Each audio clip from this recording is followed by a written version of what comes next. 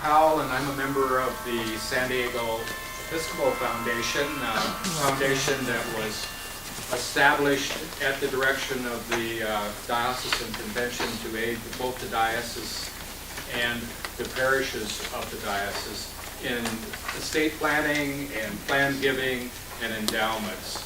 And so it's my pleasure today to have from the Episcopal Church Foundation, Jim Murphy. Jim is the managing director for the program, for their financial resources program. He has a Master of Fine Arts from... Master of Arts from General Theological Seminary. Oh, from General Theological Seminary, and actually worked at the seminary for 2 years on their staff, and has been with the Episcopal Church Foundation for 6 years. Thank you. I think I fought off the cold. I think I have achieved it, but I will apologize for any sniffling or coughing throughout, but shall try to remain empowered. So we don't have a tremendous amount of time. I believe, do we have to end at 2:10? Is that right, or 2:15? 2:15. Okay, 5 more minutes. We can cover a ton. We can cover a ton. Well, anyway, actually, some of you may have been in earlier sessions for our stewardship track, and from what I understand, some people were actually encouraged to do the full stewardship track of all 4 sessions, starting with Stewardship 101 this morning with Terry and Kathleen Kelly. How could I forget a name like that? So close to St. Patrick's Day. Anyway, and then followed with resources for annual giving and annual stewardship with Jerry Campbell. This one looking at planned giving, and then your capstone course, which if you're not able, I hope you sold enough copies, if you're not able to come to the next stewardship session, Terry Mathis, who I think you may know, maybe, will have a handout for you which will summarize that session as well, because that will be how all of this comes together in a cohesive plan. What we're going to be focusing on today is plan giving primarily, and touching on endowments as well. But before we get to that, let me just say a real few quick words about the Episcopal Church Foundation. The Episcopal Church Foundation is an independent and lay-led organization. We are the foundation for the entire Episcopal Church, and we only serve the Episcopal Church, even though we're independent of the church center in any particular diocese. We focus on leadership empowerment, both on general leadership resources. How many people here know about our wonderful website called ecfvp.org? Well, you're lucky, because in all of these nice colorful packets you have materials to draw you to that wonderful resource. But it's fantastic. If you haven't checked it out, also on that resource you will have links to all of our recorded webinars. And I'll apologize for my back to you guys. In addition to that, we have our financial resource area, which I oversee, and which I'm very happy to have Terry here, because Terry is such an integral part of all of our financial resource work, where we can help any Episcopal parish, diocese, or related entity in their annual giving, annual stewardship needs. In capital campaigns, we can work with any size parish and actually work with you on a sliding fee scale. According to your operating budget, we will adjust our fees so that everyone can get access to that very important service. We are the main resource for the entire Episcopal Church on planned giving, and we're very pleased to be in that stewardship role. We've been in that role for nearly 20 years now, and we had taken it over from the Church Center in New York. Then we have an endowment management area where we can help any parish, and I'll mention this later, any parish, to put together your endowment structure. And I'll mention more about that later. We can also help you invest that. And without getting into all of the details of it here, I know that Gary and others who are also here from your foundation here in this diocese would be happy to talk to you about putting together your own endowment structure, as well as beginning to look at investing those funds. The Episcopal Church Foundation has begun a process of working with the foundation and with the diocese on helping all of the parishes invest their funds. So, without further ado, that is a real quick overview about ECF. Let's go a little bit deeper now into planned giving. And I have been forewarned, and I realize what I have up against me today. I have a very warm room. Excellent. And everyone's just come from lunch. Even more excellent. So, what that means is I'm probably going to use what remains of my voice to make sure that everyone stays awake for this session. But anyway, we're going to focus in on planned giving and how it interacts with endowments. And let me just say one quick thing, and that is what I am not here to do today. That is to turn any of you into planned giving experts. That's not my goal. What I want to do today is give you some basic knowledge and help you to go back to your parishes and become better awareness raisers about planned giving among the members of your congregation. However, to do that, I want to set a little context so that planned giving makes a bit more sense. So to begin with, when you are asking for people to support your mission and ministry at your congregation, there are some important elements to keep in mind. And I think everyone should have found the slides. If you wish to look at the slides as I go through, you're welcome to do so. If you wish to look at my strange face, you may do that as well, whatever you feel like doing. But when you're asking people to consider making a financial gift to your congregation, no matter what the type, there's some elements that are really important to keep in mind. And that is, first, you need to explain what you are raising money for, vision and mission. You need to tell the story of what the gift is going to be funding, whether it's the ongoing budget or a particular project, etc. Secondly, putting in place appropriate policy and structure to demonstrate to the members of your congregation that the leaders of your congregation will be good stewards of the gifts that they have been entrusted with. Very, very important. This incorporates things such as endowment and gift acceptance policies, which I've already mentioned, good budgets that are clear and understandable, that inspire people to give. All of these factors are really important. The third factor is that inspirational aspect, to help people connect with what you are seeking to do as a church and to respond to your vision, knowing that they understand what the gifts will fund, as well as that they will be held safely and for the purposes that they would have intended. Okay. There are different types of gifts, though, obviously. Three main types of gifts, though Terry has a fourth, which I still haven't incorporated into my presentation, but I will one day. One day you'll be proud of me. But anyway, do you?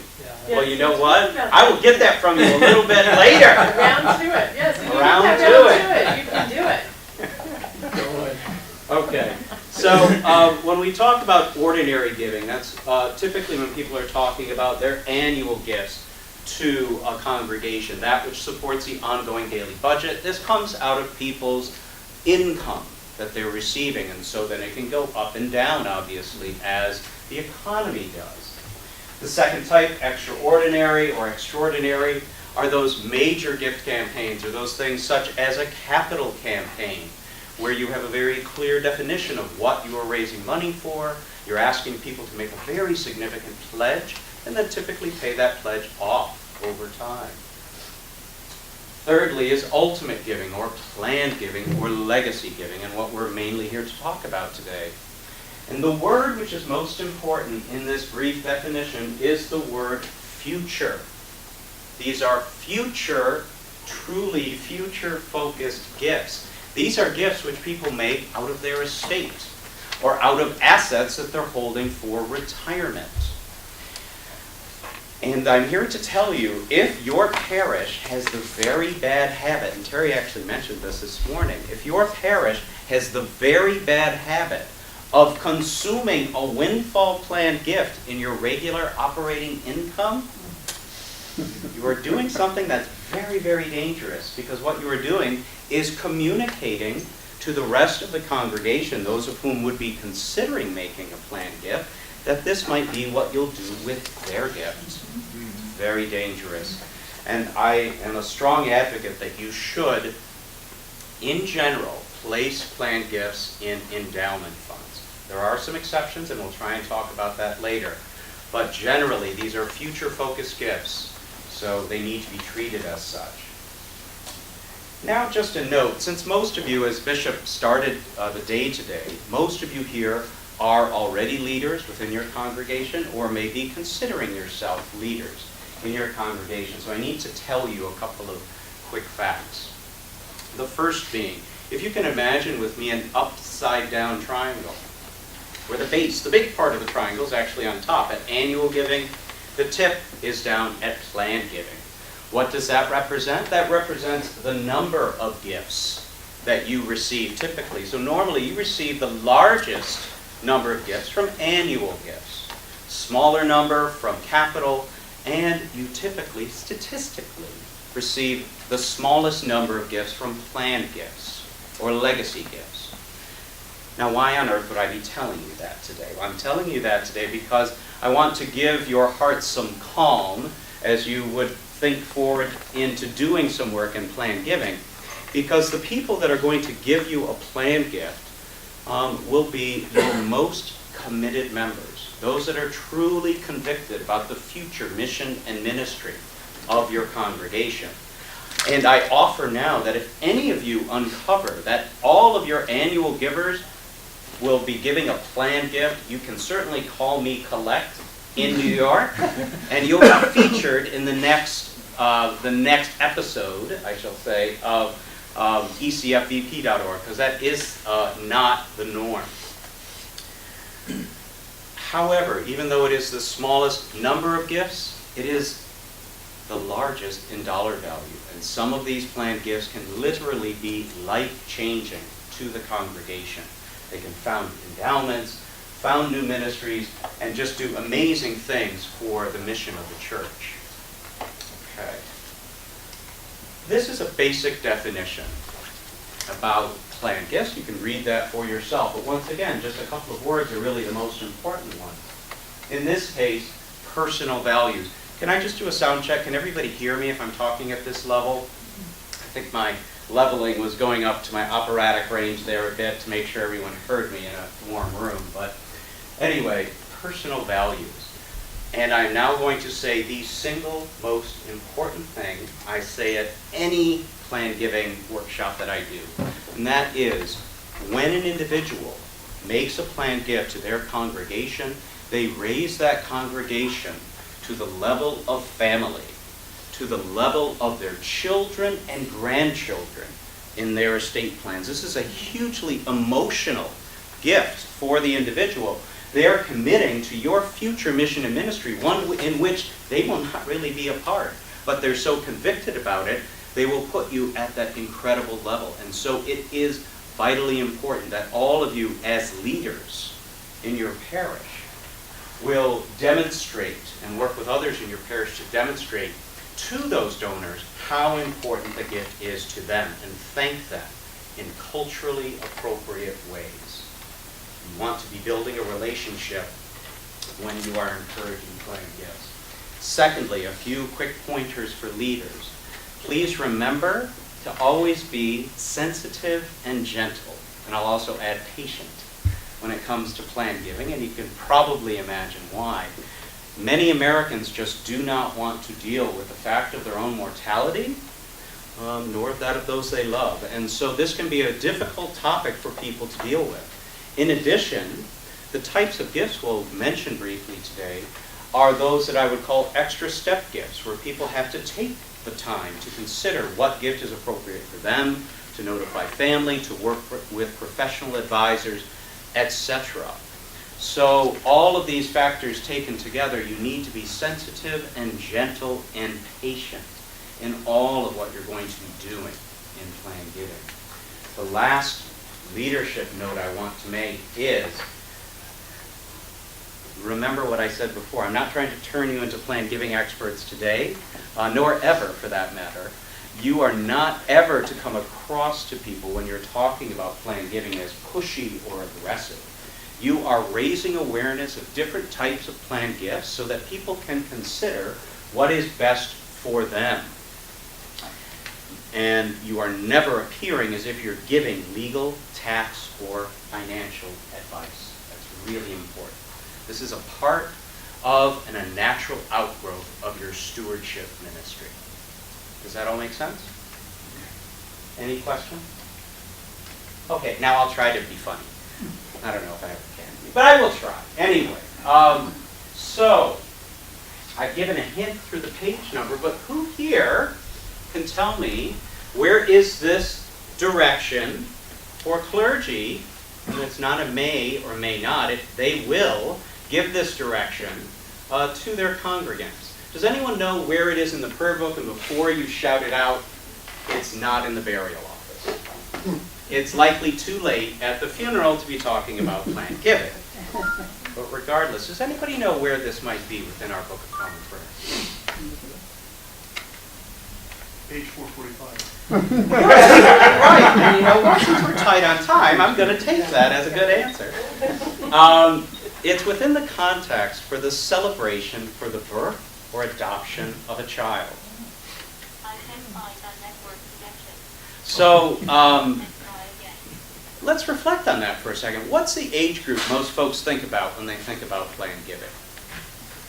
Does anybody know sign language? And ASL, what this means? Old. The oldest members of the congregation. And what's the age group that this would typically address? Yeah. Younger. I mean, folks have kids much later in life these days, but still, a much younger time. A time that is quite transformational for the individual to be going through. I don't have kids. I have 14 nieces and nephews, though, coming from a big family. So I understand how transformational parenthood can be, and I really think all of us as Episcopalians need to pat ourselves on the back for putting it in such a transformational time of our lives, and for being so clear. In fact,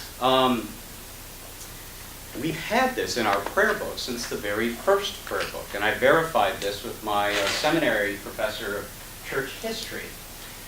But just as an aside, for fun, does anybody know where this shows up in the wonderful 1928 prayer book? Is Jerry still here? Can I say wonderful one more time about the 1928 prayer book? Nice, okay.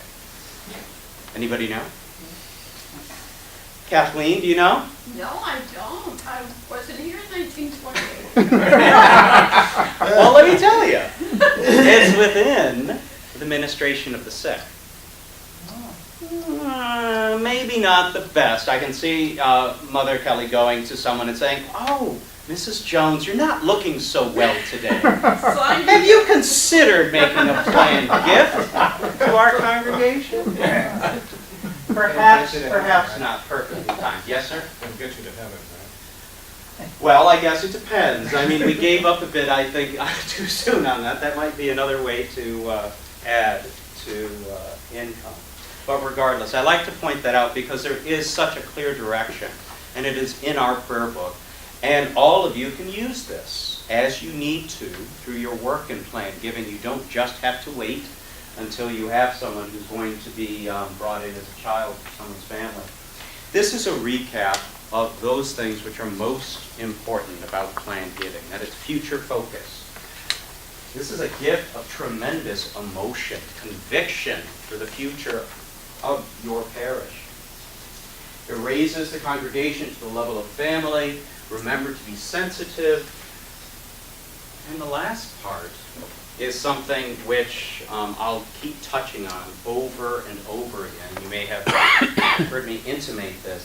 You need to build trust over the long term with the members of your congregation. The people who are making these gifts will not be here when these gifts actually are given. They need to have a sense of trust and confidence that they know that the gifts will be used for either the purposes they intended or would be held for the future mission and ministry of the congregation. So one of the best ways to do that, as well as to continue to sustain awareness over time, is to have in place endowment and gift acceptance policies. I'm just going to touch on this because with the work we're doing within your diocese, we'll be talking much, much more about endowment and gift acceptance policies over the months to come. But I do just want to pause for any questions before we go on. There's a lot of information here. Is any of this available online? Yes, it is. It absolutely is, and that's why I have your email addresses. There is just a tremendous amount that's online.